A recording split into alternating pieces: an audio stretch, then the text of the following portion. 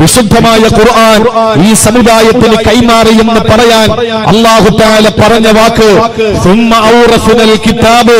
വിശുദ്ധ ഖുർആനിനെ ആഗോള സംസ്കാര സംശുദ്ധ സിദ്ധാന്തം വിളിച്ചോടുന്ന ലോകം ദാഹിച്ചുകൊണ്ടിരുന്ന വിമോചന സരണി, പുരാതന കാലത്തെ പ്രാകൃതന്റെയും പുരോഗമന കാലത്തെ പരിഷ്കൃതന്റെയും മനോമുഖത്തിൽ പരിവർത്തനത്തിന്റെ പടകുധ്വനി മുഴക്കിയ ആഗോള സംസ്കാര സംശുദ്ധ സിദ്ധാന്തം വിളിച്ചോടിയ വിശുദ്ധമായ ഹിറാഗഹുറത്തിന്റെ അന്തരീക്ഷത്തെ കീറിമുറിച്ചുകൊണ്ട് റൂഹുൽ അമീൻ മലക്ക് ജിബ്രീൽ അലൈഹിസ്സലാം ഓടിക്കൊടുത്ത വിശുദ്ധമായ ഖുർആൻ, ആ ഖുർആൻ നമുക്ക് നൽകിയെന്ന് പറയാൻ അല്ലാഹു പറഞ്ഞ വാക്ക്, അല്ലാഹുവിന്റെ ഖുർആനിലെ കലിമത്ത് ഔറസിന എന്നാണ്, നാം അവർക്ക് അനന്തരം കൊടുത്തു എന്നാണ്. എവിടെയെങ്കിലും ഉപേക്ഷിച്ചു പോകാൻ വേണ്ടിയിട്ട് സംഭാവന കൊടുത്തതല്ല, തോന്നിയതുപോലെ ചെയ്യാൻ വേണ്ടിയിട്ട് അല്ലാഹു തആല വിലക്ക് നൽകിയതല്ല. മറിച്ച് വാപ്പയുടെ സ്വത്ത് മക്കൾക്ക് എഴുതി കൊടുക്കുമ്പോൾ ആ സ്വത്ത് തന്റെ പരമ്പരകൾക്ക് നാളെ കൊടുക്കേണ്ടി വരുമെന്നുള്ള ബോധത്തോടെ ആ എല്ലാ ആദരവോടെയും ആ സ്വത്തിനെ നമ്മൾ സൂക്ഷ്മതയോടെ കൈകാര്യം ചെയ്യുമെന്ന് മനുഷ്യ സഹജമായി നമ്മൾ തിരിച്ചറിഞ്ഞിട്ടുള്ള അനന്തര സ്വത്ത് എന്ന പേരിലാണ് വിശുദ്ധ ഖുർആൻ നമുക്ക് നൽകിയിട്ടുള്ളത്. എന്നിട്ട് അല്ലാഹു പറയുന്നു, ഇതാർക്കാണ് ഞാൻ കൊടുത്തത്? ഏതെങ്കിലും ഖണ്ഡീകരിക്കപ്പെട്ട വിഭാഗത്തിനാണോ? ഏതെങ്കിലും രണ്ടാം തരം പൗരന്മാർക്കാണോ? വിശുദ്ധ ഖുർആൻ പറയുന്നു, അല്ലദീന ഇസ്തഫൈനാ മിൻ ഇബാദിനാ, ആകാശത്തിന്റെ താഴെ ഭൂമിക്ക് മുകളിൽ മനുഷ്യരായി പിറന്ന ഉമ്മയുടെ ഗർഭാശയത്തിൽ 9 മാസം പൂർത്തീകരിച്ച വാപ്പയുടെ നട്ടലിൽ നിന്ന് ഒരു രേതസ്കണമായി ഉമ്മയുടെ ഗർഭപാത്രത്തിലേക്ക് ശ്രവിക്കപ്പെടുകയും അത് കഴിഞ്ഞ് ഗർഭിണിയാവുകയും 9 മാസം കഴിഞ്ഞ് പ്രസവിക്കപ്പെടുകയും 2 വർഷക്കാല സ്തനപാനം നടത്തപ്പെടുകയും അതിനുശേഷം പിച്ച വെച്ച് നടക്കുകയും ചെയ്യുന്ന മൂക്ക് കീപ്പോട്ടുള്ള മനുഷ്യ വിഭാഗത്തിലെ അല്ലദീന ഇസ്തഫൈന, മുസ്തഫമാരായി, വിഐപികളായി, പ്രത്യേകം തെരഞ്ഞെടുക്കപ്പെട്ടവരായി, പ്രവാചകന്മാരിൽ മുഹമ്മദ് മുസ്തഫയെ തെരഞ്ഞെടുത്തതുപോലെ മലായിക്കത്തുകളിൽ ജിബ്രീൽ അലൈഹിസ്സലാമിനെ തെരഞ്ഞെടുത്തതുപോലെ ലോകത്തുള്ള മുഴുവൻ മനുഷ്യ വിഭാഗത്തിൽ നിന്ന് അല്ലാഹു തെരഞ്ഞെടുത്ത വിഐപികളാണ് എന്റെ മുന്നിൽ തടിച്ചുകൂടിയിട്ടുള്ള പ്രിയപ്പെട്ട കാഞ്ഞിരപ്പള്ളിയിലെ, ഈരാറ്റുപേട്ടയിലെ, പ്രാന്തപ്രദേശങ്ങളിലെ, മലയോര മേഖലയിലെ, കിഴക്കൻ മേഖലയിലെ എന്റെ പ്രിയപ്പെട്ടവരായ നിങ്ങൾ ഓരോരുത്തരും, ഈ വിനീതനായ ഞാൻ അടക്കം, നമ്മളൊക്കെ വിഐപികളാണ്. ഖുർആനിന്റെ ആളുകളാണ് നമ്മൾ നിസ്സാരന്മാരല്ല. നമ്മൾ ആകാശത്തിന്റെ ചുവട്ടിൽ ഭൂമിയുടെ മുകളിൽ ഏറ്റവും ഉന്നതരാണ്, ഉത്കൃഷ്ടരാണ്, ഉദാത്തരാണ്, അത്യുന്നതരാണ്, ഏറ്റവും ഉന്നതിയിൽ എത്തപ്പെട്ടവരാണ്. ഈ ഭൂമി ലോകത്തെ സർവ്വ അനുഗ്രഹങ്ങളും സുഖ സൗകര്യങ്ങളും ആസ്വദിക്കാനും അനുഭവിക്കാനും അല്ലാഹു തആല അവകാശം നൽകിയിട്ടുള്ളത് നമുക്കാണ്. ഇത് പറഞ്ഞിട്ട് ഞാൻ എന്റെ വിഷയത്തിലേക്ക് വരുന്നു. ഖുർആനിന്റെ ആളുകൾ 3 കാറ്റഗറി ഉണ്ട്. കാഞ്ഞിരപ്പള്ളിയിൽ മഹല്ലംഗങ്ങളായ ഏകനായ അള്ളാഹുവിനെ റബ്ബായി അംഗീകരിക്കുന്ന മഹാനായ നബി മുഹമ്മദ് മുസ്തഫ സല്ലല്ലാഹു അലൈഹി വസല്ലമ തങ്ങളെ നേതാവായി അംഗീകരിക്കുന്ന, വിശുദ്ധ ഖുർആൻ ഇമാമായി മനസ്സിലാക്കുന്ന, പരിശുദ്ധമായ കരിമ്പടം തുറച്ച കറുത്ത സുന്ദരിയായ ആ കഅബ ശരീഫിനെ ഖിബിലയായി അംഗീകരിക്കുന്ന ഓരോരുത്തരും 3 വിഭാഗമായി തരംതിരിക്കപ്പെട്ടിട്ടുണ്ട്. ഇത് ആരെങ്കിലും തരംതിരിച്ചതല്ല. സർവാധിനാഥനായ, സർവഗുണ സമ്പൂർണനായ, സർവജ്ഞനായ, സർവലോക സൃഷ്ടി സംഹാരകർത്താവായ അല്ലാഹു റബ്ബുൽ ഇസ്സത്താണ്.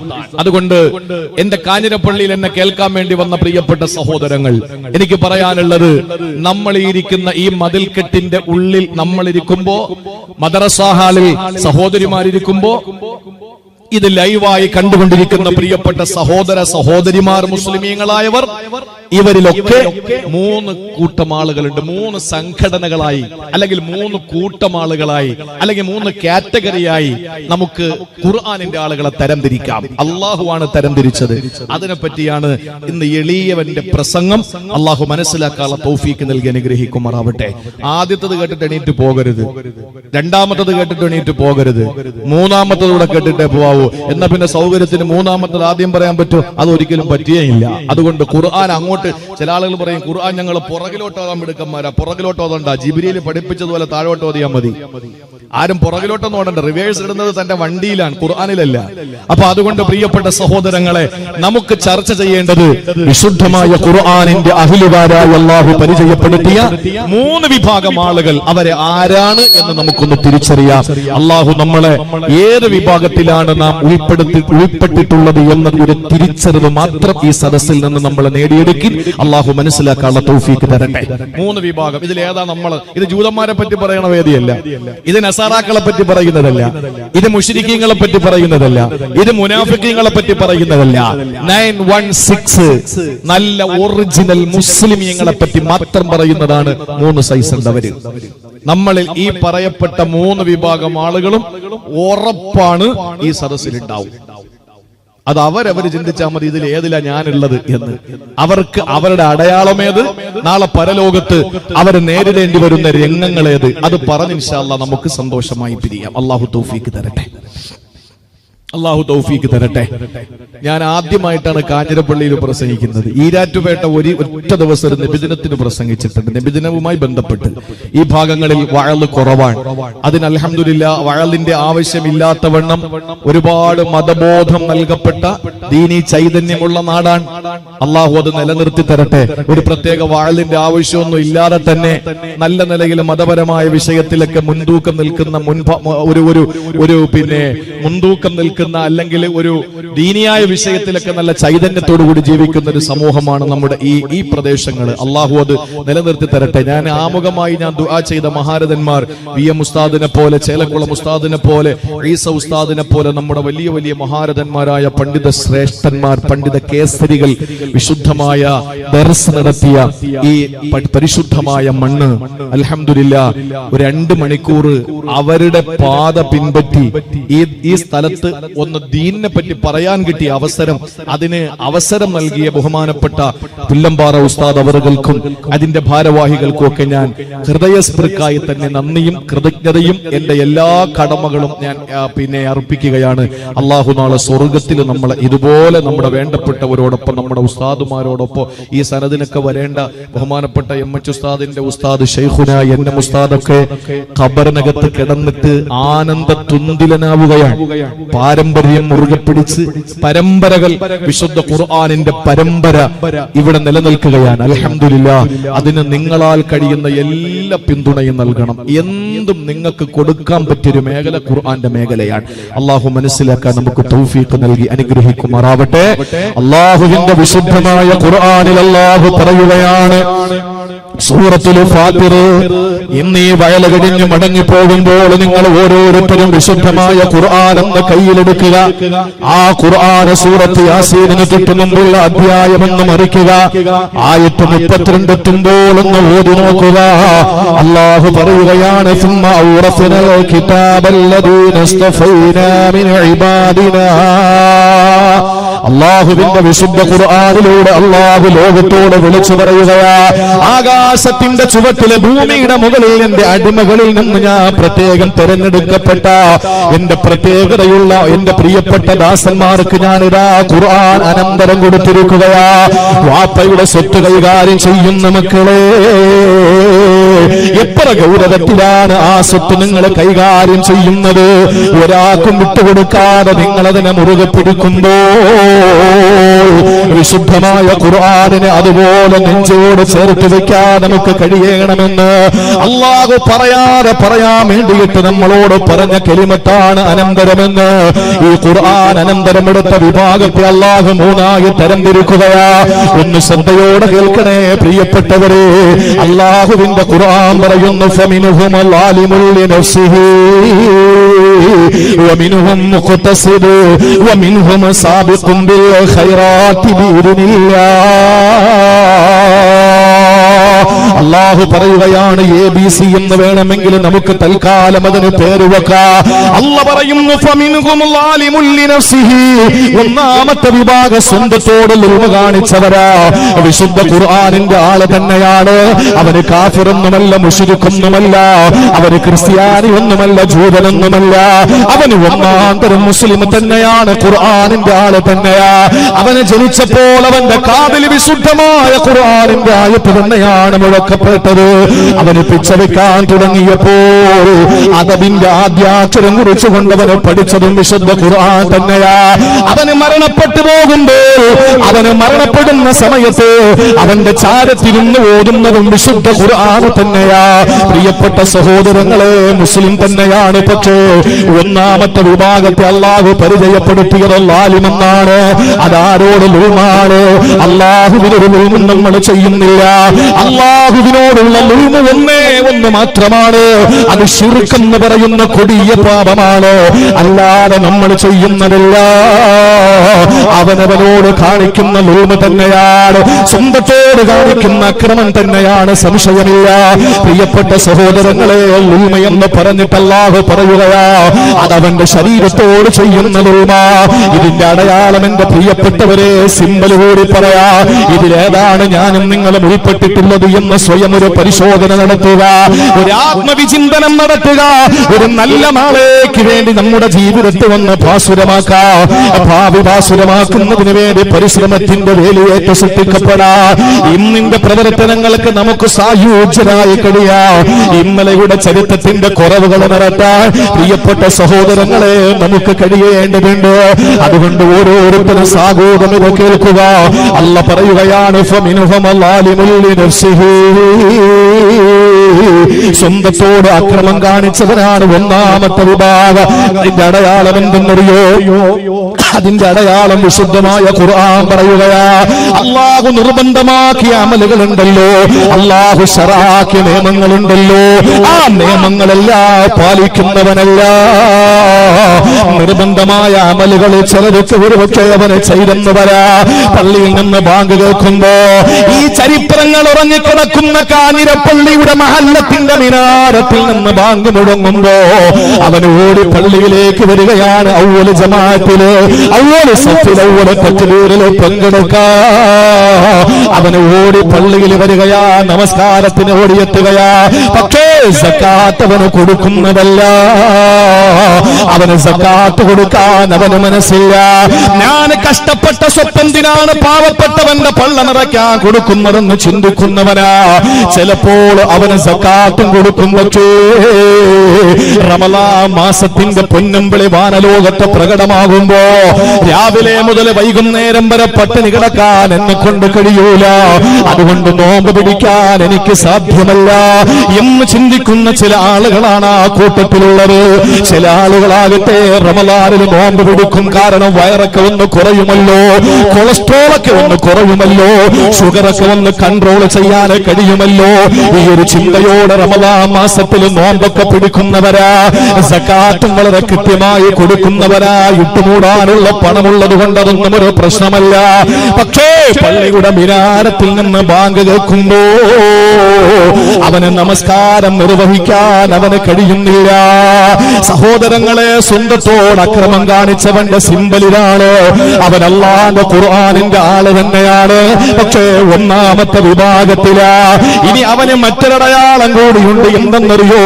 അല്ലാഹു ഹറാമാക്കിയ കാര്യങ്ങളിൽ പലതും അവന്റെ ജീവിതത്തിൽ അവന് ചെയ്യുന്നവനാ. എന്ന് പറഞ്ഞാൽ നിസ്കാരത്തിൽ അവന് എത്തുമ്പോഴും പ്രിയപ്പെട്ടവരെ രാത്രി അവന് കള്ളു കുടിക്കുന്നവനാ, അവന് വ്യഭിചരിക്കുന്നവനാണ്, പലിശക്കാരനാണ്. അവന്റെ സക്കാത്ത് കൊടുക്കുന്ന വിഷയത്തിൽ അവന് എല്ലാ വിഷയത്തിലും മുൻപന്തിയിലാണ്. പക്ഷേ അവന് പലിശക്കാരനാണ്. പലിശപ്പണം കൊണ്ട് അവന്റെ പള്ള വീർപ്പിച്ചവനാ. അവന് ഹജ്ജിനൊക്കെ പോയിട്ടുണ്ട്. പക്ഷേ പലിശയിൽ നിന്ന് മാറാൻ അവന് കഴിയുന്നില്ല. ഈ നിലയിൽ അല്ലാഹു നിർബന്ധമാക്കിയ അമലുകളിൽ വീഴ്ച വരുത്തുകയും അല്ലാഹു ഹറാമാക്കിയ പല പ്രവർത്തനങ്ങളും തങ്ങളുടെ ജീവിതത്തിൽ ചെയ്യുകയും ചെയ്യുന്ന മുസ്ലിം സഹോദര, നിന്റെ ജീവിതത്തിൽ അല്ലാഹു നിനക്കിട്ട പേരെന്തെന്നറിയോ? ഈ ഖുർആനിന്റെ ആള് തന്നെയാണ്. പക്ഷേ ലാലിമാണെന്ന് അല്ലാഹുവിന്റെ വിശുദ്ധ ഖുർആൻ. നീ മരിക്കണമല്ലോ, നിന്റെ റൂഹ് ശരീരത്തിൽ നിന്ന് വിട പറയുമല്ലോ. ആ സമയത്ത് നീ മരണപ്പെട്ട് നിന്നെ പള്ളിക്കാട്ടിലേക്ക് കൊണ്ടുവച്ചാൽ 6 കാലുള്ള കട്ടിലുള്ള മയ്യത്ത് കട്ടിലെടുത്ത് കിടത്തിയിട്ട് 3 വെള്ള തുണി പൊതിഞ്ഞിട്ട് 3 കെട്ടും കെട്ടിയിട്ട് പള്ളിക്കാട്ടിലേക്ക് കൊണ്ടുപോയി 6 അടി മണ്ണിലേക്ക് ഇറക്കി വെച്ചിട്ട് 10 പലക നിരത്തിയിട്ട് 3 പിടി മണ്ണ് വാരിയിട്ട് 2 മീസാങ്കല്ലും നാട്ടിയിട്ട് ജനങ്ങൾ അങ്ങ് 2 ചുവട് മാറി ചവിട്ടുമ്പോ അദാബ് തുടങ്ങുകയാണ് പൊന്നുമോള്. അദാബ് അല്ലാഹു നിനക്ക് തരികയാണ് പൊന്നുമോള്. അവസാനം ബർസഖ് എന്ന് പറയുന്ന ആ ഖബറെന്ന ജീവിതത്തിൽ നീ കഴിഞ്ഞതിനു ശേഷം നാളെ അല്ലാഹുവിന്റെ കോടതിയിൽ വരുമല്ലോ. ഏത് കോടതിയാണ് പ്രിയപ്പെട്ടവര്? ജന്മം നൽകിയ വാപ്പാ, ചോര നീരാക്കിയ പ്രിയപ്പെട്ട വാപ്പാ, നീരാക്കിയിട്ട് എന്നെ വളരെ കഷ്ടപ്പെട്ട് വളർത്തിക്കൊണ്ടുവന്ന എന്റെ പ്രിയപ്പെട്ട വാപ്പാ, രക്തത്തുള്ളികളെ വിയർപ്പ് തുള്ളികളാക്കിയ വാപ്പാ, ആ വാപ്പയാണ് എനിക്ക് വേണ്ടി കഷ്ടപ്പെട്ടത്, എനിക്ക് ജന്മം നൽകിയത്. ആ പിതാവിന്റെ അടുത്ത് പോകാൻ പറ്റുമോ? ഇല്ല. എന്നാലും നൊന്തുപെറ്റ പ്രിയപ്പെട്ട ഉമ്മയുണ്ടല്ലോ, ആ ഉമ്മയുടെ അടുക്കൽ ഓടി ചെല്ലാൻ നമുക്ക് കഴിയോ? ഇല്ല. നമ്മുടെ ജീവിതത്തിന്റെ പകുതിയായ ദീനിന്റെ പകുതിയായ നമുക്ക് പൊന്നുമക്കളെ സമ്മാനിച്ച നമ്മുടെ രാത്രികളെ ധന്യമാക്കി മാറ്റിയ ആരുടെ മാറിടത്തിന്റെ സുഗന്ധമാണോ താൻ ഏറ്റുവാങ്ങിയ, ശരീരത്തിന്റെ ചൂടേറ്റ് കിടന്നിറങ്ങിയ പ്രിയപ്പെട്ടവളുണ്ടല്ലോ, ആ പ്രിയതമ്മയുടെ അടുക്കലേക്ക് നമുക്ക് പോകാൻ കഴിയുമോ? ഇല്ല. നമ്മുടെ ജീവന്റെ ജീവനായ, നമ്മുടെ കരളിന്റെ കഷണങ്ങളായ നമ്മുടെ പ്രിയപ്പെട്ട പനിനീർ പുഷ്പങ്ങളുണ്ടല്ലോ, നമ്മുടെ പൊന്നുമക്കൾ, ആ മക്കളുടെ സഹായം ചോദിച്ചിട്ട് നമുക്ക് ചെല്ലാൻ പറ്റുമോ? ഇല്ല. നമ്മുടെ കൂടപ്പിറപ്പുകളുണ്ടല്ലോ, ഭാര്യ ഇന്നലെ കയറി വന്നവളാ, മക്കൾ അതിലൂടെ ഉണ്ടായതാ. പക്ഷേ ഞാൻ എന്റെ ഉമ്മയുടെ ഉദരത്തിൽ എന്നോടൊപ്പം കിടന്ന എന്റെ സഹോദരൻ, എന്റെ സഹോദരി, അവരുടെ അടുക്കലേക്കൊന്ന് പോകാൻ പറ്റുമോ? ഒരിക്കലുമില്ല. ഇതെന്റെ വാക്കല്ല, വിശുദ്ധ ഖുർആൻ. യൗമ യഫിറുൽ മർഉ മിൻ അഖീഹി വ ഉമ്മിഹി വ അബീഹി വ സാഹിബതിഹി വ ബനീഹി. ഒരു സഹായത്തിനാരും ഇല്ലാതിരിക്കുന്ന മഹ്ശറ വനസഭ, ഒരു ചാൻമുകളിലാണ് കത്തിച്ചൊലിച്ച് അരുണന്റെ കിരണമതാ ചെമ്പുത്തറ താപം കൊണ്ട് വിറയ്ക്കുകയാ.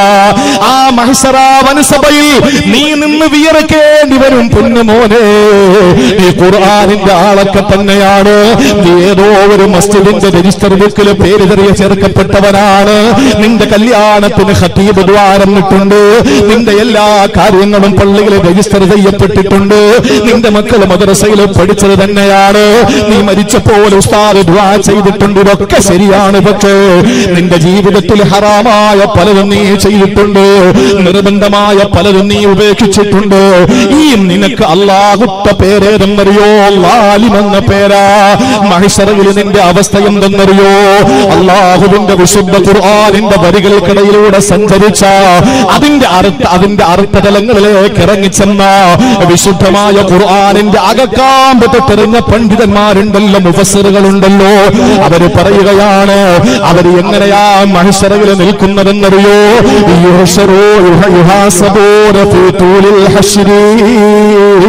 അവര് ദീർഘനാള് മഹ്ശറയിൽ നിൽക്കേണ്ടി വരുമെന്ന. ഏത് ദിവസം എത്ര ദിവസമെന്ന കണക്ക് നമുക്ക് പറയാൻ കഴിയില്ല. പ്രിയപ്പെട്ട സഹോദരങ്ങളെ, മഹ്ശറ വനസഭയിൽ അവര് ദീർഘനാള് നിൽക്കേണ്ടി വരുമെന്ന് വിശുദ്ധ ഖുർആനിന്റെ മുഫസ്സിരീങ്ങൾ നമ്മെ പഠിപ്പിക്കുമ്പോൾ ആലോചിക്കണേ, നമ്മളാ വിഭാഗത്തിൽപ്പെട്ടവരല്ലേ? വിശുദ്ധ ഖുർആനിന്റെ ആള് തന്നെയാണ്, പക്ഷെ നമ്മൾ ഹറാമായ പലതും ചെയ്തു പോയി, നിർബന്ധമായ പലതും നമ്മൾ ഉപേക്ഷിച്ചു പോയി. ഇതെന്നെ പറ്റി പറയുന്നതാണ്. നമ്മൾ ആരുമല്ല എന്ന് ചിന്തിക്കേണ്ട. നമ്മുടെ ജീവിതത്തിൽ ഈ ഒരു അവസ്ഥ വന്നു പോയാൽ നമ്മൾ ആരും ഖുർആനിന്റെ ആളുകളല്ലെന്നോ, നിസ്കാരമില്ലാത്തവൻ മുസ്ലിം അല്ലെന്നോ, കള്ളുകുടിക്കുന്നവൻ കാഫിറാണെന്നോ വിധി എഴുതാൻ ലോകത്ത് ഒരാളെയും അല്ല ഏൽപ്പിച്ചിട്ടില്ല. അവനൊക്കെ മുസ്ലിം തന്നെയാണ്, മോമിൻ തന്നെയാണ്, ഖുർആനിന്റെ ആളുകൾ തന്നെയാണ്. പക്ഷേ അവൻ അല്ലാഹു കൊടുത്ത നാമം ലാലിമ്. നാളെ ആഖിറത്തിൽ വരുമ്പോ യുഹാസബൂന ഫീ തൂലിൽ ഹശ്രി, മഹ്ശറയിൽ അവൻ ദൈർഘ്യം നിൽക്കേണ്ടി വരും. അപ്പൊ നമ്മൾ ചിന്തിക്കും 1-2 ദിവസങ്ങളൊക്കെ ആയിരിക്കും അല്ലേ, മതി, ഒറ്റ ദിവസം നിന്നാ മതിയടോ, ഒറ്റ ദിവസം. അവിടത്തെ ഒരു ദിവസം മിഖ്ദാറുഹു 50 അൽഫ സന, ഇവിടത്തെ 50,000 കൊല്ലമാ, 50,000 വർഷം. ഇത് ഖുർആനാണ്, ഇത് ഖുർആനാണ്. ചിന്തിച്ചു നോക്ക്, അവിടെ നിൽക്കേണ്ടി വരും. മടിയിൽ കനമുള്ളവനൊക്കെ അവിടെ നിൽക്കേണ്ടി വരും. മാലിക് ബിൻ ദീനാർ റളിയല്ലാഹു അൻഹു ഒരു വഞ്ചിയിൽ തുഴയുന്ന വഞ്ചിയിൽ ഇരുന്ന് യാത്ര ചെയ്ത് കരക്കെത്തിയപ്പോൾ വഞ്ചിക്കാരന്റെ തോണിക്കാരന്റെ ആ ചുങ്കക്കാരന്റെ ഒരു അഭ്യർത്ഥന വന്നു, ഒരാളും എഴുന്നേക്കരുത്, കാരണം നിങ്ങളുടെ ലഗേജ് പരിശോധിക്കേണ്ടതുണ്ട്. മാലിക് ബിൻ ദീനാർ റളിയല്ലാഹു അൻഹു വഞ്ചി കരക്കടിഞ്ഞപ്പോൾ ഒരൊറ്റ ചാട്ടം, കരയിലേക്ക് ഒരൊറ്റ ചാട്ടം. മാലിക് ബിൻ ദീനാർ റളിയല്ലാഹു അൻഹുവിന്റെ പിന്നാലെ ചെന്നു. ചുങ്കക്കാരൻ ചെന്നിട്ട് പറഞ്ഞു, ഞാൻ നിങ്ങളോട് പറഞ്ഞില്ലേ ലഗേജ് പരിശോധനയ്ക്ക് വിധേയനാക്കിയിട്ടല്ലാതെ നിങ്ങൾ പുറത്തിറങ്ങരുതെന്ന്. മാലിക് ബിൻ ദീനാർ റളിയല്ലാഹു അൻഹുവിന്റെ മറു ചോദ്യം, ലഗേജ് ഉള്ളവൻ നിന്നാ പോരെ, ഞാൻ ഫ്രീയാ, എന്റെ കയ്യിൽ ഒന്നുമില്ല, ഞാൻ പിന്നെ ഇതിനവിടെ നിൽക്കണം. ചുങ്കക്കാരൻ പറഞ്ഞു, മാപ്പാക്കണം, പൊയ്ക്കോളൂ. മാലിക് ബിൻ ദീനാർ റളിയല്ലാഹു അൻഹു നടന്നു നീങ്ങിയപ്പോൾ അദ്ദേഹം പറഞ്ഞൊരു വാക്കുണ്ട്, അല്ലാഹുവേ, ഈ ഭൗതിക ലോകത്ത് ഒരു വഞ്ചിക്കാരന്റെ പിടുത്തത്തിൽ നിന്ന് ഞാൻ കയ്യിൽ ലഗേജുകളില്ലാത്തതിന്റെ പേരിൽ രക്ഷപ്പെട്ടെങ്കിൽ നാളെ നിന്റെ മലായിക്കത്തുകളാകുന്ന സബാനിയാക്കളായ നിന്റെ ഹിലാലുൻ സിദാദുൻ എന്ന് പറഞ്ഞ കഠിന ഹൃദയരായ മല്ലന്മാരായ ചിരിക്കാത്ത കരുണയില്ലാത്ത കാരുണ്യമില്ലാത്ത ആ മാലാഖമാരുടെ പിടുത്തത്തിൽ നിന്ന് രക്ഷപ്പെടാൻ എന്റെ കൈവശം പടച്ചവനെ ഒരു മുതലും ഒരു ചരക്കും ഒരു പാപഭാരവും ഉണ്ടാകാതെ പോയെങ്കിൽ എന്ന് ആ ഒരു ആത്മവിശ്വാസത്തോടുകൂടി മഹാനവറുകൾ നടന്നു നീങ്ങുകയാണ്. മടിയിൽ കനമുള്ളവനെ വഴിയിൽ പേടിക്കേണ്ടതുള്ളൂ. നമുക്ക് നമ്മുടെ ജീവിതത്തിൽ ഒരുപാട് പാപങ്ങൾ ചെയ്ത കരങ്ങളാ നമ്മുടെ കരങ്ങൾ. അതുകൊണ്ട് നമ്മൾ ലാലിമീങ്ങളാ. നമ്മൾ ഇപ്പോഴും പറയുന്നത് എന്താ, നമ്മളൊക്കെയാണ് എല്ലാം തികഞ്ഞ ആളുകളെന്ന്. ഒരിക്കലുമല്ല. നമ്മൾ ചരിത്രം പഠിക്കാത്തത് കൊണ്ടാണ്. ഒന്ന് സഞ്ചരിക്കണം. ഖുൽ സീറൂ ഫിൽ അർള്, ഒന്ന് സഞ്ചരിക്ക്. സീറൂ, നിങ്ങൾ ടൂർ പോകൂ, അള്ളാഹുവിന്റെ വാക്കാ. നിങ്ങളൊന്ന് സഞ്ചരിക്ക്, നിങ്ങളൊന്ന് നാട് നീളെ ഒന്ന് നടക്ക്. മഹാന്മാര് പറഞ്ഞിട്ടുണ്ട്, നടക്കണം, സഞ്ചരിക്കണം, ലോകം കാണണം. കാരണം കെട്ടിക്കിടക്കുന്ന വെള്ളം ദുർഗന്ധം വമിക്കും, ഒഴുകുന്ന വെള്ളം ആ മാറ്റം ഉണ്ടാവൂല. ഒരു സ്ഥലത്ത് തന്നെ ഇങ്ങനെ കെട്ടിക്കിടന്ന ഇപ്പോഴും ചില നാടുകളെ പറ്റി പറയുന്നത് അവിടെ മാത്രമാണ് ദീനുള്ളത് എന്നാണ്. പക്ഷേ അവര് പുറത്തേക്ക് ഇറങ്ങിയിട്ടില്ല. പുറത്തൊക്കെ ദീന് വലിയ വലിയ പട്ടണങ്ങളായി മാറിയിട്ടുണ്ട്. മതബോധം കൂടുതലുള്ള നാടുകളാണ്. അതുകൊണ്ട് പ്രിയപ്പെട്ട സഹോദരങ്ങളെ, നമ്മളൊന്ന് ചുറ്റി സഞ്ചരിക്കണം. നമ്മുടെ ജീവിതത്തിൽ നമ്മൾ ഇപ്പോഴും ഈ ലാലിമീങ്ങളിലാണ്. അവനവനൊന്ന് ചിന്തിച്ചാൽ മതി, ഞാൻ ഏതിലാപ്പെട്ടിരിക്കുന്നേ. നാളെ ആഖിറത്തിൽ ദീർഘനാൾ നിൽക്കേണ്ടി വരും. ചിലപ്പോൾ ചെറിയ തെറ്റിന്റെ പേരിൽ നരകത്തിൽ കിടക്കേണ്ടി വരും. കാലാവധി കഴിയുമ്പോൾ അൽഹംദുലില്ലാ നമ്മൾ രക്ഷപ്പെടും. ഒരു കാര്യം ഉറപ്പാ, നമ്മുടെ റബ്ബ് കള്ളം പറയില്ല. നമ്മുടെ റബ്ബ് വാഗ്ദാനം ലംഘിക്കില്ല. നമ്മുടെ ഹബീബ് ഇന്ന് വരെ അവിടുത്തെ റിസാലത്തിന്റെ പൊൻചുംബകപ്പൂ ചുണ്ടനക്കിയിട്ട് തമാശയ്ക്ക് പോലും ആ ആദരങ്ങളിൽ നിന്ന് ഒരൽപ്പം, ഒരു തമാശയ്ക്ക് പോലും ഒരു അസത്യത്തിന്റെ ലാഞ്ചന കടന്നു വന്നിട്ടില്ല. ആ പ്രവാചകനാണ് പറഞ്ഞത്, മുഖല്ലദായി നമ്മൾ ആരും നരകത്തിൽ ഉണ്ടാവൂല, ശാശ്വതരായി നമ്മൾ നരകത്തിൽ ഉണ്ടാവൂല. കലിമയുടെ ആളുകളാണോ? ലാ ഇലാഹ ഇല്ലല്ലാഹ് മുഹമ്മദ് റസൂലുള്ളാഹ് ഉണ്ടോ? രക്ഷപ്പെട്ടു നമ്മൾ എന്നെങ്കിലും സ്വർഗത്തിൽ കയറും. പക്ഷെ അങ്ങനെ പോയാൽ മതിയോ? അങ്ങനെ പോയാ മതിയോ? ആ കൂട്ടം ആളുകളാണ് അള്ളാഹു സ്വർഗത്തിലേക്ക് അവരെ കൊണ്ടുപോകുമ്പോൾ അവർ സ്വർഗത്തിലേക്ക് രണ്ട് കാലുകളും ഒന്ന് ഊന്നിയാൽ അവരവിടെ നിന്ന് വിളിച്ചു പറയുകയാണ്, അൽഹംദുലില്ലാഹ് അല്ലദീ അദ്ഹബ അന്നൽ ഹസന ഇന്ന റബ്ബനാ ലഗഫൂറുൻ ശകൂർ അല്ലദീ ഹല്ലനാ ദാറൽ മുഖാമ. വിശുദ്ധമായ ഖുർആൻ അതേ അധ്യായം തന്നെ നമ്മെ പഠിപ്പിക്കുകയാ. സഹോദരങ്ങളെ, സ്വർഗത്തിലേക്ക് അവർ രണ്ട് പാദങ്ങളും ഊന്നിക്കഴിഞ്ഞാൽ അവിടെ നിന്നുകൊണ്ട് അവർ വിളിച്ചു പറയുകയാണ്, അൽഹംദുലില്ലാഹ് അല്ലദീ അദ്ഹബ അന്നൽ ഹസന. പടച്ചവനെ, ഭീമാകാരമായ മഹ്ശറയുടെ ഭീതിജനകമായ അന്തരീക്ഷത്തിൽ നിന്ന്, കഠിനമായ ഭീകരമായ ബീഭത്സമായ നരകക്കുണ്ടിൽ നിന്ന് ഞങ്ങളെ രക്ഷപ്പെടുത്തിയ റബ്ബേ, അല്ലദീ അഹല്ലനാ ദാറൽ മുഖാമ, ഇവിടെ അനുഗ്രഹീതമായ ശാശ്വത ഭവനത്തിൽ ഞങ്ങളെ കൊണ്ടുവന്നല്ലോ അല്ലാഹ്. ലാ യമസ്സുനാ ഫീഹാ നസബുൻ വലാ യമസ്സുനാ ഫീഹാ ലഹൂബ്. മഹബൂബ്, ഇവിടെ കൂട്ടിക്കൊടുപ്പില്ല, ഒറ്റുകൊടുപ്പില്ല, ശബ്ദകോലാഹലങ്ങളില്ല, ഇവിടെ പരസ്പരം വൈമനസ്യമില്ല, വൈക്കളഭ്യമില്ല, വൈഷമ്യമില്ല, ഇവിടെ വെറുപ്പില്ല, കുശുമ്പില്ല, അസൂയയില്ല, ഒന്നുമില്ലാത്ത സുന്ദരമായ കൈകൊണ്ട് തൊട്ടാൽ പൊട്ടിച്ചിരിക്കുന്ന മണിവീണ കമ്പികളുടെ നാദം കൊണ്ട് മുഖരിതമായ സൽസബീലിന്റെ തസ്നീമിന്റെ സ്വർഗത്തിലാണ് ഞാനുള്ളത് റബ്ബേ. സന്തോഷത്തോടെ നമ്മൾ വിളിച്ചു പറയുമെന്നാണ്. അള്ളാഹു തൽക്കാലം നമ്മൾ അതിൽ ആരെ ഉൾപ്പെടുത്താതിരിക്കട്ടെ ഈ ലാലിമീങ്ങളിൽ. കാരണം നമ്മളെ കൊണ്ട് പറ്റൂല സഹോദരി. ഇപ്പൊ തന്നെ എല്ലാവരും വീശിയായിരിക്കുന്നത്. എന്ത് ചൂടാ നമ്മുടെ ചൂട്? ഒരു ചൂടുമല്ല, ഇതൊന്നൊരു ചൂടല്ല. അള്ളാഹു മനസ്സിലാക്കാനുള്ള തൗഫീക്ക് തരട്ടെ. നിങ്ങൾ ശ്രദ്ധിച്ചിട്ടുണ്ടോ ഈ വിശുദ്ധ ഖുർആൻ, അള്ളാഹുവിന്റെ ഖുർആൻ? ഇവിടെ 45ഓളം കുട്ടികൾ മുത്തഅല്ലിമീങ്ങൾ പഠിക്കുന്നു. ഉസ്താദിനെ സംബന്ധിച്ചിടത്തോളം ഞങ്ങളുടെ മഹല്ലിൽ ദർസ് നടത്തിക്കൊണ്ടിരിക്കുമ്പോൾ ഞാൻ ഇരുത്തിക്കൊണ്ട് പുകഴ്ത്തുന്നല്ല, അങ്ങനെ ഒരു സ്വഭാവം എനിക്കില്ല, അതിന്റെ ആവശ്യമില്ല, അങ്ങനെ ഉസ്താദുമാർ ആഗ്രഹിച്ചിട്ടുമില്ല. അങ്ങനെ പുകഴ്ത്തുന്നവന്റെ വായിൽ മണ്ണുവാരിയിടണമെന്നാണ് അഷ്റഫുൽ ഖൽഖ് പഠിപ്പിച്ചത്. ആവശ്യമില്ലാതെ പുകഴ്ത്തുന്നവൻ, നമ്മളെ തട്ടിപ്പൊക്കി അറസിൽ കയറ്റുന്നവനെ സൂക്ഷിക്കണം, എന്തോ പണി വയ്ക്കുന്നുണ്ടെന്ന് മനസ്സിലാക്കണം. റൂമിലൊക്കെ ഇവിടുത്തെ കാര്യമല്ല, ഞാൻ ആദ്യമായിട്ടായി കാഞ്ഞിരപ്പള്ളി വരുന്നത്. പക്ഷേ നമ്മുടെയൊക്കെ റൂമിലൊക്കെ വന്നിട്ട് ഇങ്ങനെ പൊക്കെ ഉസ്താദ് നിങ്ങളാണ് എല്ലാം, വല്ലാത്തൊരു പ്രസംഗം, അല്ലെങ്കിൽ അങ്ങനെയാണ് ഇങ്ങനെയാണെന്നൊക്കെ പറയുമ്പോൾ മനസ്സിലാക്കണം, ഒന്നിൽ പൈസ കടം ചോദിക്കാനാ, ഒന്നുകിൽ പൈസ കടം ചോദിക്കാനാ, അല്ലെങ്കിൽ എന്തോ പണി വയ്ക്കുന്നുണ്ട്. അത് മനസ്സിലായി. അതാണ് ഒരു മഹാന്റെ അടുത്ത് വന്നിട്ട് പറഞ്ഞു, ഓ നിങ്ങൾ ആരാ? ആ മഹാനെല്ലാം മനസ്സിലായി. അകക്കണ്ണ് കൊണ്ട് കാണുന്നവരാണല്ലോ മഹത്തുക്കള്. അദ്ദേഹം പറഞ്ഞു, എടാ നീ പറയുന്ന അത്രയൊന്നും ഞാനില്ല, പക്ഷെ നിന്റെ മനസ്സിലുള്ളതിനേക്കാൾ കൂടുതൽ ഞാനുണ്ട്. എന്നെപ്പറ്റി ഒരു ധാരണ എനക്ക് ഉണ്ടല്ലോ, അതിനേക്കാളും ഒക്കെ ഞാനുണ്ട്, പക്ഷെ നീ പറയുന്ന അത്രയൊന്നും ഞാനില്ല. അതുകൊണ്ട് ഉസ്താദിനെ സംബന്ധിച്ച ഇരുത്തി പുകഴ്ത്തേണ്ട കാര്യമില്ല, ഒറ്റ കാര്യമില്ല. പക്ഷെ അൽഹംദുലില്ലാഹ് മറ്റു ഇപ്പോ നിലവിലുള്ള ഉസ്താദുമാരോ അതിനു മുമ്പുള്ള ഉസ്താദുമാരോ കുഴപ്പക്കാരെന്നൊന്നുമല്ല ഞാൻ പറയുന്നത്. ഇത്രയും അച്ചടക്കമുള്ള വറബ്ബിൽ കഅബ, ഇത്രയും അച്ചടക്കമുള്ള ഒരു ശിഷ്യ സമ്പത്ത് ദർസി പാരമ്പര്യത്തിൽ പനവൂരിനെ സംബന്ധിച്ചിടത്തോളം വളരെ ഇപ്പോഴും പ്രസിദ്ധമായ ഒരു കാര്യമാണ്. അത്ര നല്ല ചിട്ടയാണ് അല്ലാഹു റബ്ബുൽ ഇസ്സത്ത്. ഇനിയും 25 വർഷം പൂർത്തിയാക്കി ഇല്ല, ഒരു നൂറ്റാണ്ട് പരിശുദ്ധ ദീനി ദഅവ ചെയ്യാനുള്ള ആഫിയത്തും ആരോഗ്യം അല്ലാഹു നൽകട്ടെ. ഇച്ചിരി ദൂരം കൂടുതലും വളവ് കൂടുതലായതുകൊണ്ട് ആരോഗ്യ പ്രശ്നങ്ങളുണ്ട്, അല്ലാഹു എന്തായാലും മാറ്റി കൊടുക്കട്ടെ. ഇപ്പൊ റോഡ് നോക്കാൻ പറ്റൂലല്ലോ. എന്നാൽ അൽഹംദുലില്ലാഹ് നല്ല നിലയിൽ ചിട്ടയായ ദർസ് നടന്നുകൊണ്ടിരിക്കുന്നു. അതുകൊണ്ട് തന്നെ നിങ്ങൾക്ക് നല്ലൊരു അവസരമാണ്. ഇവിടെ ദർസ് എടുത്ത മഹാന്മാരൊക്കെ വലിയ വലിയ മഹത്തുക്കളെ. എന്റെ ഉസ്താദ് ബഹുമാന്യനായ ഷാഫി മന്നാനി ഉസ്താദാണ്. അദ്ദേഹത്തിന്റെ ഉസ്താദ് അബ്ദുൽ കരീം ഉസ്താദാണ്. അദ്ദേഹത്തിന്റെ ഉസ്താദ് മഹാനായ ഈസ ഉസ്താദാണ്. അദ്ദേഹത്തിന്റെ പ്രിയപ്പെട്ട ഉസ്താദാണ് ചേലക്കുളം ഉസ്താദ്. ആ ഒരു ഗുരു ശിഷ്യ ബന്ധം ഉണ്ടല്ലോ, നിങ്ങൾക്കറിയാലോ ആരക്കാലം കാഞ്ഞിരപ്പള്ളിക്കാർക്ക്. ഇനി അതല്ല അങ്ങനെ ഇല്ലെങ്കിൽ പോലും ഈസ ഉസ്താദ് ഇവിടെ ദർസെടുത്തു.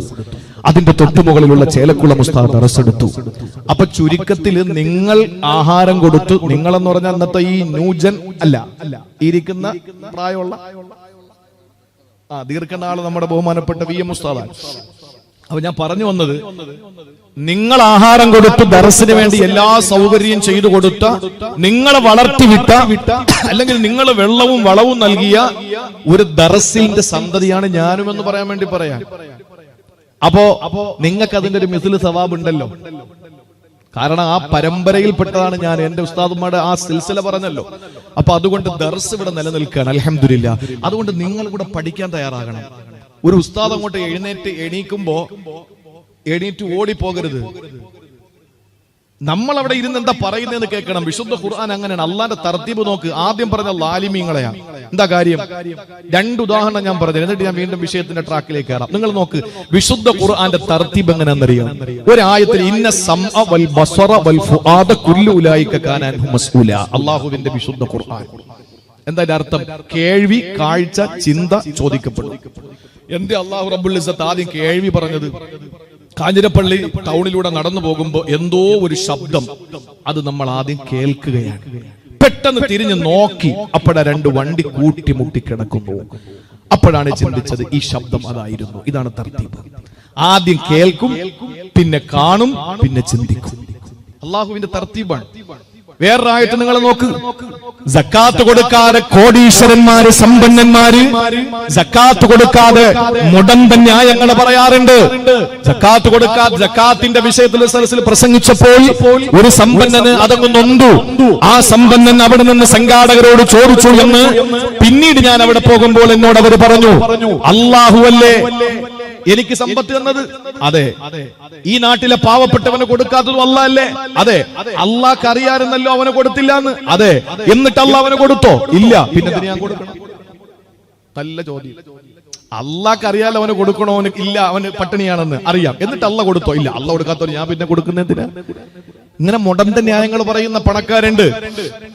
ഒരൊറ്റ സെക്കൻഡ് മതി ഇതെല്ലാം നശിച്ചു പോകാൻ. അതുകൊണ്ട് പ്രിയപ്പെട്ട സഹോദരങ്ങളെ, സക്കാത്ത് കൊടുക്കാത്തവരെ പറ്റി, സക്കാത്ത് നിഷേധികളെ പറ്റി വിശുദ്ധ ഖുർആൻ പറയുന്നത് എന്താണെന്നറിയോ? ഫതുഖ്വാ ബിഹാ ജിബാഹുഹും വജുനൂബ് വയൗമ യുഹ്മാ അലൈഹാ ഫീ നാരി ജഹന്നമ ഫതുഖ്വാ ബിഹാ ജിബാഹുഹും വജുനൂബുഹും വളുഹൂറുഹും. വിശുദ്ധ ഖുർആന്റെ തർതീബ് നോക്കിയേ. നമ്മുടെ റബ്ബർ എസ്റ്റേറ്റ്, നമ്മുടെ പൈനാപ്പിൾ തോട്ടം, ഇവിടെ അതൊക്കെയല്ലേ കൂടുതൽ. പിന്നെന്താ? അക്കൗണ്ടുകൾ, സ്വർണം, ബമ്പർ നോട്ടിട്ടിരിക്കുന്ന സ്വർണം, 10-25 പവൻ ഒരുമിച്ച് തിരിക്കുന്ന സ്വർണം, നമ്മുടെ ബാങ്ക് ബാലൻസ്, കച്ചവടത്തിൽ കിട്ടുന്ന ലാഭം, ഇതെല്ലാം കൂടി അല്ലാഹു യൗമ യുഹ്മാ അലൈഹാ ഫീ നാരി ജഹന്നം, നരകത്തിലിട്ട് അല്ലാഹു ഇതിനെ അങ്ങോട്ട് ചൂടാക്കിയിട്ടോ ഫതുഖ്വാ ബിഹാ ജിബാഹുഹും, ആദ്യം നെറ്റിയിൽ കൊണ്ടുവന്ന് വെച്ചേരും, പിന്നീട് പാർശ്വങ്ങളിൽ വെക്കും, പിന്നീട് മുതുകത്തും വെക്കും. എന്തിനാ അല്ലാഹു അവനങ്ങ് നരകത്തിടുമെന്നങ്ങ് പറഞ്ഞാൽ പോരെ? എന്തിനാന്നറിയോ? നമുക്ക് ബോധമുണ്ടാകാൻ വേണ്ടിയാണ്. ഒരാൾ വന്ന് കൈനീട്ടുമ്പോൾ ആദ്യം നെറ്റി ചുളിക്കും, അല്ലേ? ആദ്യം ഒരു പുച്ഛം അവനോട് നെറ്റി ചുളിക്കും. ആദ്യം അല്ലാഹ് അവിടെ തന്നെ കൊടുക്കുന്നു പണി. രണ്ടാമത് അവനെ അവോയ്ഡ് ചെയ്യുന്നു, തിരിഞ്ഞു പിടിക്കുന്നു. ആ ഭാഗത്ത് അല്ലാഹു പാർശ്വങ്ങളിൽ അല്ലാഹു ചൂടുവെക്കും. പിന്നീട് അവൻ നടന്ന് നീങ്ങുന്നു നിഷേധിയായിക്കൊണ്ട്, അവന്റെ മുതുകത്തും അല്ലാഹു ചൂടുവെക്കും. ഇത് അല്ലാഹുവിന്റെ ഒരു തർത്തീബാണ്, വിശുദ്ധ ഖുർആനിന്റെ. അതേ തർത്തീബാണ് ഇവിടെ പറഞ്ഞത്. ഫമിൻഹും ളാലിമുൻ ലിനഫ്സിഹി വമിൻഹും മുഖ്തസിബ് വമിൻഹും സാബിഖുൻ ബിൽ ഖൈറാത്ത്. എന്തിനാ അല്ലാഹ് ഇത് പറഞ്ഞതെന്നറിയോ? ആദ്യം പറഞ്ഞ ലാലിമാണ്. കാരണം സർവ്വസാധാരണ ലാലിമീങ്ങൾ കൂടുതലാണ്. അങ്ങനെ ലാലിമീങ്ങളായി ഒരു ദിവസം വഅള കേട്ടു. ശഅബാനൊക്കെയല്ലേ, ഇവിടുന്ന് 4-5 കുട്ടികൾ സനദിന് പോവുകയാണല്ലോ. അങ്ങനെ നന്നാകണമെന്നൊരു പെണ്ണ് തീരുമാനിച്ചു. അവൾ അങ്ങനെ തീരുമാനിച്ച് പശ്ചാത്തപിച്ചപ്പോൾ അവൾ മുഖ്തസിദായി, മധ്യവർത്തിയായി. ആ തൗബയിലൂടെ അവൾക്ക് അമലുകൾ വീണ്ടും വീണ്ടും ചെയ്യാനുള്ള ഭാഗ്യം കൊടുത്തപ്പോ സാബിഖുൻ ബിൽ ഖൈറാത്തായി. അതാണ് തർത്തീബ്. അല്ലാഹു നമുക്ക് ലാലിമീങ്ങൾ തന്നെ നിൽക്കേണ്ട അവസ്ഥ വരുത്താതിരിക്കട്ടെ. ഇപ്പൊ നമ്മൾ ലാലിമീങ്ങളാണെങ്കിലും നമുക്ക് അടുത്ത കാറ്റഗറിയിലേക്കൊന്ന് പോയാലോ? അതാരാണ്? വിശുദ്ധ ഖുർആൻ തന്നെ പറയുകയാണ്, വമിൻഹും മുഖ്തസിബ്. അവരും മധ്യവർത്തികളാണ്, അവരും മിഡിൽ ലെവലിലുള്ളവരാണ്. അവരുടെ സിംബൽ എന്തെന്നറിയോ? അവരുടെ അടയാളം എന്തെന്നറിയോ? അല്ലാഹുവിന്റെ ഖുർആൻ നമ്മളോട് പറഞ്ഞ ഈ രണ്ടാമത്തെ വിഭാഗം ആളുകളുണ്ടല്ലോ, അവരുടെ അടയാളം എന്താ പറയുക? സഹോദരങ്ങളെ, അവർ ഫർളായ ഒരു കാര്യങ്ങളും ഒഴിവാക്കൂല. ജീവിതത്തിൽ അല്ലാഹു നിർബന്ധമാക്കി ഒന്നും ഒഴിവാക്കൂല. അവര് നിസ്കാരമാകട്ടെ, നോമ്പാകട്ടെ, സക്കാത്താകട്ടെ, ഹജ്ജാകട്ടെ, ഉംറയാകട്ടെ, ബാധ്യതകളാകട്ടെ, ഒന്നും അവരുടെ ജീവിതത്തിൽ നിന്ന് ഒഴിവാക്കൂല. ഫർളായ കാര്യങ്ങളെ പൊന്നുപോലെ നെഞ്ചോട് ചേർത്ത് വെക്കുന്നവരാ. പക്ഷേ അവരുടെ ജീവിതത്തിൽ പലപ്പോഴും സുന്നത്തുകൾ അവർക്ക് വിട്ടുപോവുകയാ. സുന്നത്തായ അമലുകളെ പലപ്പോഴും അവർക്ക് നഷ്ടപ്പെടുകയാ. അതുപോലെ ഹറാമായ ഒരു പ്രവൃത്തിയും ജീവിതത്തിൽ വരൂല. അല്ലാഹു നിഷിദ്ധമാക്കിയതൊന്നും അവരുടെ ജീവൻ പോയാലും അവർ ചെയ്യൂല. പക്ഷെ അവരറിയാതെ പലപ്പോഴും കറാഹത്തുകൾ ജീവിതത്തിൽ വന്നുകൂടുകയാ. ഇവരാണ് മുഖ്തസിബീങ്ങള്. ഇവരാണ് ഖുർആൻ പറഞ്ഞ രണ്ടാമത്തെ കാറ്റഗറിക്കാര്. അവരാണ് മധ്യവർത്തികളെന്ന് പരിശുദ്ധ ഖുർആൻ. സഹോദരങ്ങളെ, ഒരു നിമിഷം നിങ്ങളെന്ന് ചിന്തിക്കുവോ? ഈ പറഞ്ഞ വിഭാഗത്തിൽ എത്രയോ ആളുകൾ ഈ കാഞ്ഞിരപ്പള്ളിയിലുണ്ടാകും. അല്ലാഹു പറഞ്ഞ വിഭാഗമാരാണ്. ഹറാമായതൊന്നും അവർ ചെയ്യൂല, പക്ഷെ കറാഹത്തുകൾ അറിയാതെ ചെയ്തു പോകുന്നവരാ. നിങ്ങൾക്കറിയോ, കറാഹത്തുകൾ വളരെ നിസ്സാരമായി നമ്മൾ കാണാൻ പാടില്ല. ഒരു കാര്യം നമ്മൾ ചെയ്യാനൊരുങ്ങുമ്പോ ഇത് ആരെങ്കിലും വന്നിട്ട് തെറ്റാണോ എന്ന് പറയുമ്പോ നമ്മൾ ചോദിക്കും, അത് ഒരിക്കലും ഹറാമല്ലല്ലോ, അതൊന്നും ഹറാമല്ലല്ലോ. ഈ അടുത്ത സമയത്ത് നമ്മൾ കണ്ടില്ലേ കല്യാണ മാമാങ്കങ്ങള്, കല്യാണത്തിന്റെ പേരിൽ കാട്ടിക്കൂട്ടുന്ന കോപ്രായങ്ങൾ നമ്മൾ കണ്ടില്ലേ. ഇതൊന്നും പേരെടുത്ത് പറയേണ്ട കാര്യങ്ങളൊന്നുമല്ല, സ്ഥലത്തിന്റെ പേര് പോലും പറയേണ്ട കാര്യമില്ല. അവർ കാണിച്ച പ്രവൃത്തി പോലും ഒരു സദസ്സിലെടുത്ത് പറയേണ്ട അവസ്ഥ വരാൻ പാടില്ല. എന്തുകൊണ്ടെന്നറിയോ?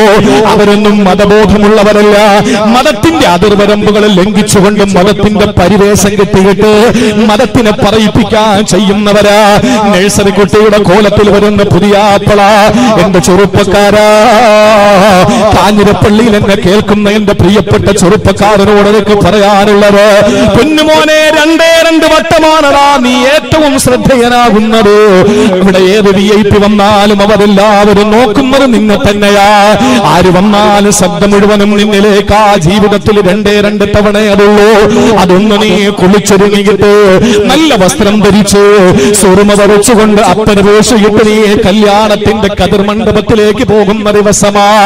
രണ്ടാമത് പൊന്നുമോനെ, നീ കുളിക്കൂല പക്ഷേ നിന്നെ കുളിപ്പിക്കും, നീ ഉടുക്കൂല പക്ഷേ നിന്നെ ഉടുപ്പിക്കും, നീ പുതക്കില്ല പക്ഷേ നിന്നെ പുതപ്പിക്കും, നീ അത്തരപൂഷില്ല നിന്നെ മറ്റുള്ളവർ അത്തരപൂഷിപ്പര്.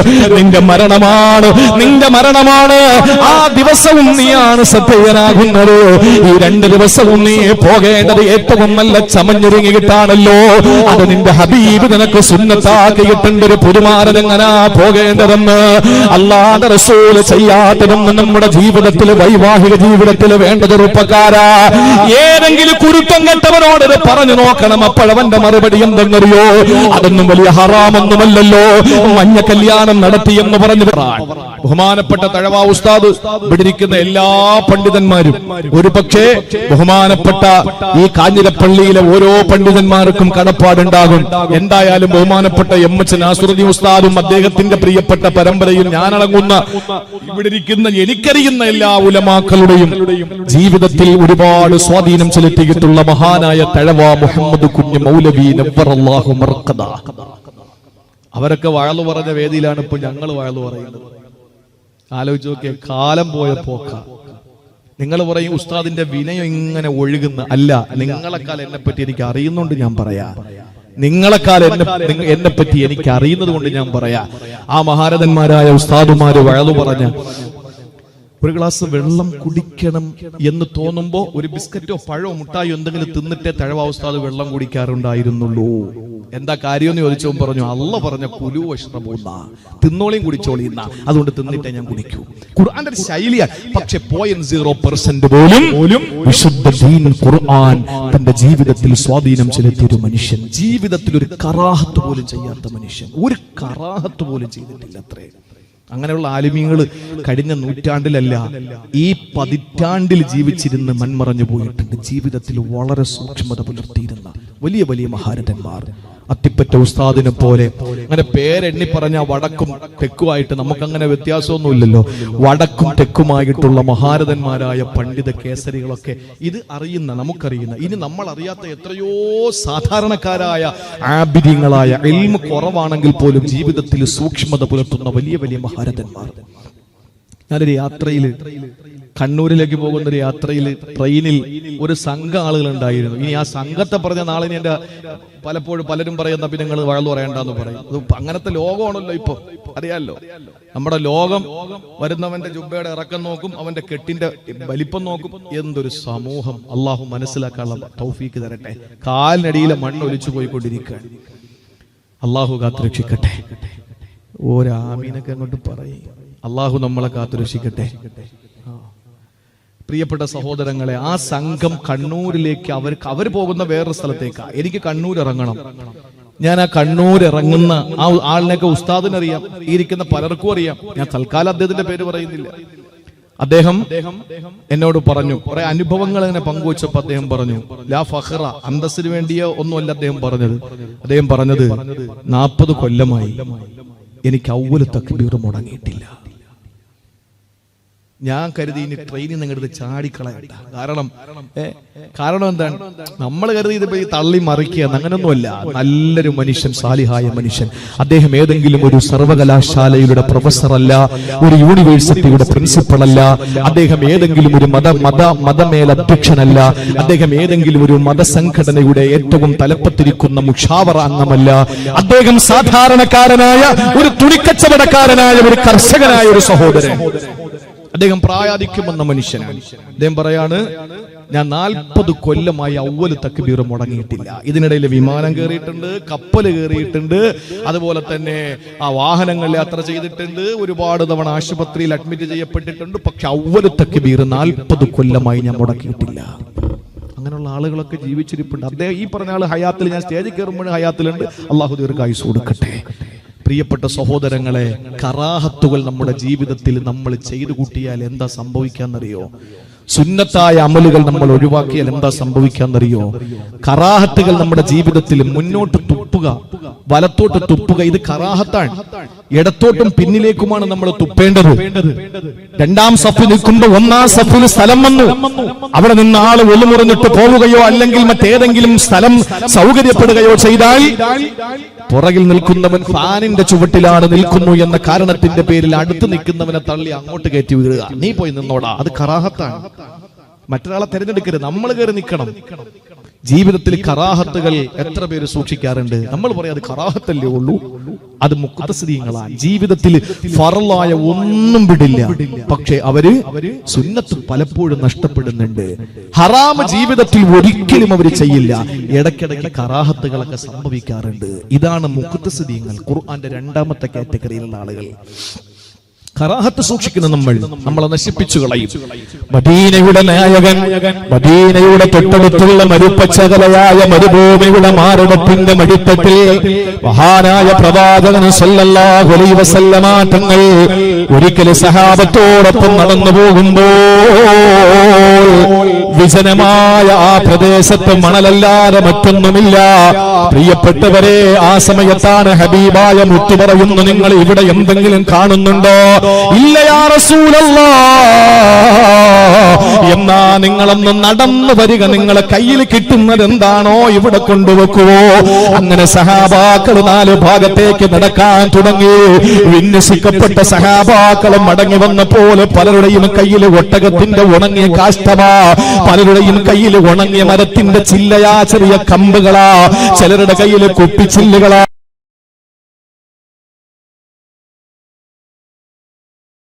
മരുഭൂമിയിൽ നമുക്കറിയുമല്ലോ, കിട്ടുന്ന സാധനങ്ങൾ എടുത്തുകൊണ്ട് ഹബീബായ നബി തങ്ങളുടെ മുന്നിലേക്ക് അങ്ങ് വെക്കുമ്പോൾ അല്ലാ സഹോദരങ്ങളെ, ഒരു വലിയ കൂമ്പാരം പ്രത്യക്ഷപ്പെടുകയാ. ഈ കൂമ്പാരത്തിലേക്ക് നോക്കിയിട്ട് ഹബീബായ മുത്തു പറഞ്ഞതെന്തെന്നറിയോ? ഇതുപോലെയാണ് നിങ്ങളുടെ ജീവിതത്തിൽ ചെറിയ പാപങ്ങൾ സംഭവിക്കുക. ഇയ്യാകും മുഹഖിറാത്തുൽ ദുനൂബ് ഫഇന്നഹുന്ന യജ്തമിഉന അലർ റജുലി ഹത്താ യുഹ്ലികിനഹു. നിങ്ങളെ നശിപ്പിക്കാൻ ഇത് മതിയെന്ന് പറഞ്ഞ് റസൂലുള്ളാഹി സ്വല്ലല്ലാഹു അലൈഹി വസല്ലമ തങ്ങൾ ആ പ്രിയപ്പെട്ട സഹാബത്തിനെ, സദീത്തിനെ, സഖാക്കളെ സംസ്കരിക്കുകയാ. പ്രിയപ്പെട്ടവരെ, ഇത് മനസ്സിലാക്കാൻ എന്റെ പെങ്ങന്മാർക്ക് ഞാനൊരു ചെറിയ ഹിക്മത്ത് ഞാൻ പറഞ്ഞു തരാ. നേരം വെളുക്കും നിങ്ങൾ രാത്രി വീട്ടിലേക്ക് ചെല്ലുമ്പോൾ നിങ്ങളുടെ അടുക്കളയിൽ, നിങ്ങൾ സാധാരണ ഉപയോഗിക്കുന്ന അടുക്കളയിൽ ഒരു ചെറിയ A4ന്റെ ഒരു പേപ്പർ ഒട്ടിക്കുക. എന്നിട്ടോ നിങ്ങൾ അല്ലെങ്കിൽ ഒരു കലണ്ടറിൽ നിങ്ങൾ ആ A4ന്റെ ഒരു പേപ്പറിന് നിങ്ങൾ ഒട്ടിച്ചു വെക്കുക. എന്നിട്ട് രാവിലെ റൂമിൽ നിന്ന് നിങ്ങൾ അടുക്കളയിലേക്ക് വന്ന് നിങ്ങൾ ചായ ഇടുകയാണ്. ആ ചായ ഇട്ട് നിങ്ങൾ ചുണ്ടിലേക്ക് ആർട്ടിയോടെ ചായ കുടിക്കാൻ എടുക്കുമ്പോൾ പെട്ടെന്ന് നിങ്ങൾക്ക് ഓർമ്മ വന്ന്, പടച്ചവനെ ഞാൻ ബിസ്മി ചൊല്ലിയില്ലല്ലോ. പെട്ടെന്നൊരു കുത്ത് നിങ്ങൾ ആ വെള്ള പേപ്പറിലിടുക. രണ്ടാമതാണ് ഓർത്തത്, ഞാൻ നിന്നുകൊണ്ടാണല്ലോ കുടിച്ചത്, പെട്ടെന്നൊരു കുത്തിടുക. പിന്നെയും ഓർത്തു, റബ്ബേ ഞാൻ ഇടത് കൈ കൊണ്ടാണല്ലോ കുടിച്ചത്, വീണ്ടും ഒരു കുത്തിടുക. എന്നിട്ട് കുടിച്ചു തീർന്നിട്ട് നീ പറഞ്ഞില്ല അൽഹംദുലില്ലാഹ്.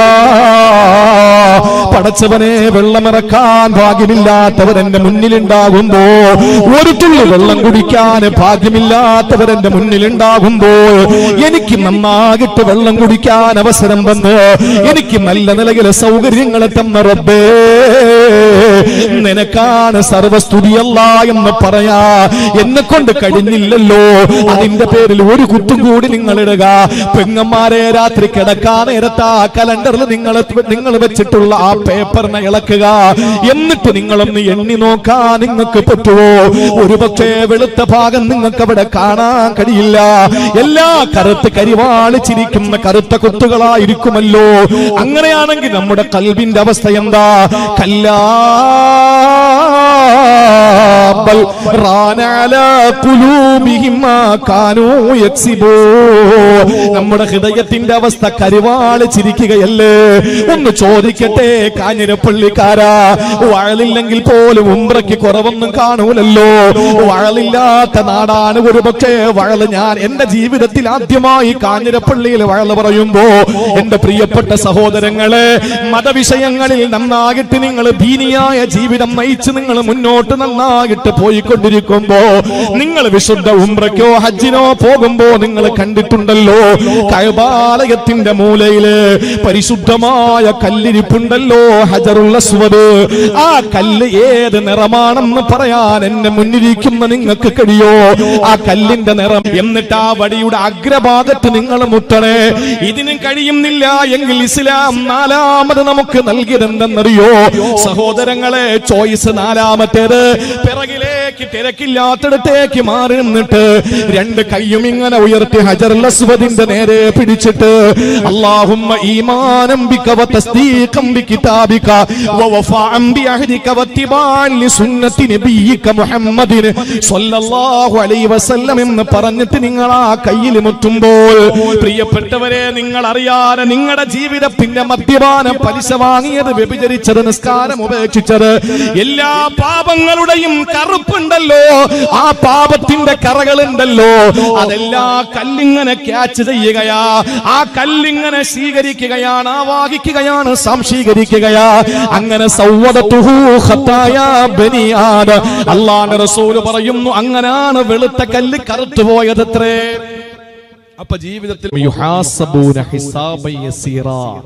വളരെ ലഘുവായ വിചാരണയിലൂടെ സ്വർഗത്തിലേക്ക് അവർക്ക് പോകാൻ കഴിയും. ഇനി ഒരു വിഭാഗം കൂടി നമുക്ക് പറയാനുണ്ട്. വളരെ ശ്രദ്ധയോടെ കേൾക്കണം. നമ്മൾ തുടങ്ങുന്ന സമയം മുതൽ 2 മണിക്കൂർ ദുആ അടക്കം ഇൻഷാ അല്ലാഹ് അപ്പോഴേക്ക് തീരും. അല്ലാഹു തൗഫീഖ് നൽകട്ടെ. നമ്മൾ എപ്പോഴാ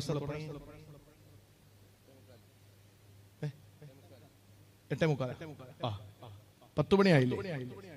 ദുആ അടക്കം എല്ലാം 10, ഒരു 45 മിനിറ്റും കൂടി ഇൻഷാ അല്ലാഹ്.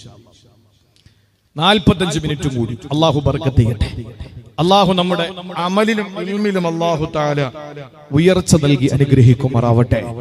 ഈ പറഞ്ഞ രണ്ടാമത്തെ വിഭാഗം മഹ്ശറയിൽ ഒരുപാട് നിന്ന് വിയർക്കേണ്ടി വരൂല.